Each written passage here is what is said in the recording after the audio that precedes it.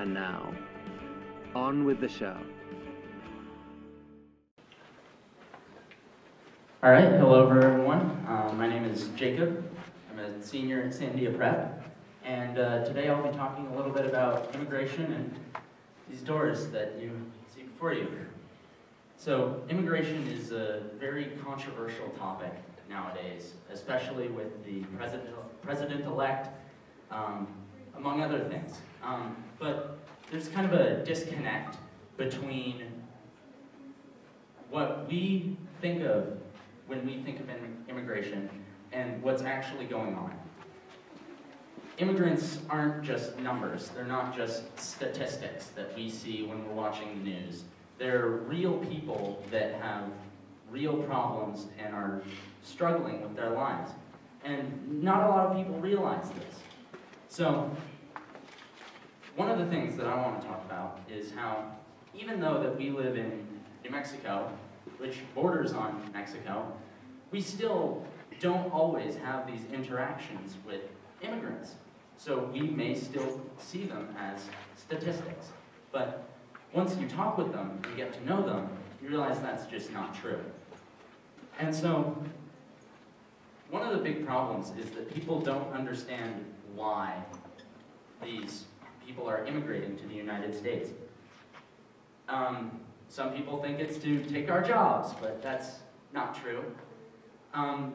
In their countries, places like Mexico, Nicaragua, Guatemala, and El Salvador, there's a lot of poverty, and these people, they're having problems simply being able to feed their children or take care of their families, pay for their education.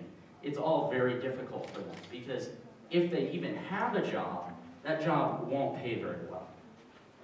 So they decide to immigrate to places like the United States, which they can get a much higher income to send back to support their families. And this causes some problems because they have to travel from their country to the United States fighting against the law, because if they're illegal, it's very difficult to get where they're going. And most of them can't afford to do it legally.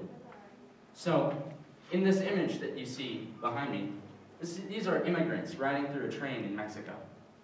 Now, this is a very popular way for immigrating to the United States, but it's also very dangerous. A lot of them die on their way, thanks to the train itself, gangs.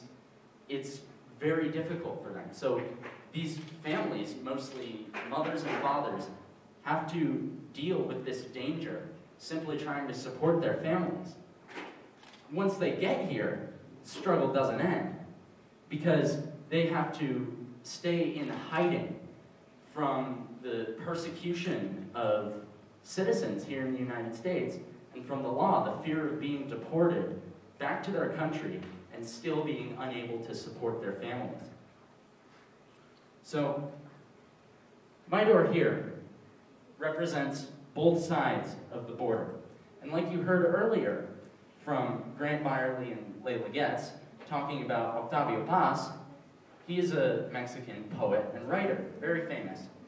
And what he talks about is this mask that Mexican culture puts on to lock up their feelings and be stoic. That is a sign of strength.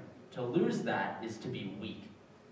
And so this top half represents Mexico, the macho, the luchador, the ideal man, wearing the mask, and the barbed wire around his heart represents those feelings that are all locked up, that he will not show to anyone. But on the bottom, this represents the United States. So crossing over, we have a completely different culture. And this allows them to open themselves up, to become more like us, so to speak. So they open up their feelings. Like here, we think of opening yourselves up to someone else. You have to be really strong to be able to do that. And so crossing over is very difficult in itself, as I talked about physically getting there, but also emotional. Because to change your culture is unimaginably hard. So here you see an image of some masks and like the luchador that I was talking about. And this is Octavio Paz's book, one of the books that he wrote, The Labyrinth of Solitude. And the quote that I have on my door is up on the screen. And so great is the tyranny of this dissimulation that although my heart swells with profoundest longing, there is challenge in my eyes and resignation in my voice. And what this sums up is exactly what I've been saying, is that this mask cages the person, and the challenges that they have to overcome coming to the United States simply to support their family are unimaginable. I've never experienced anything like that. I can't relate to it. And yet, they're here in Albuquerque. They're all over the country, just trying to support themselves. So my message that I want you to take away is not to think of immigrants as simply statistics on a graph, but as real people that have feelings and are just trying to live their lives as best they can. So, thank you.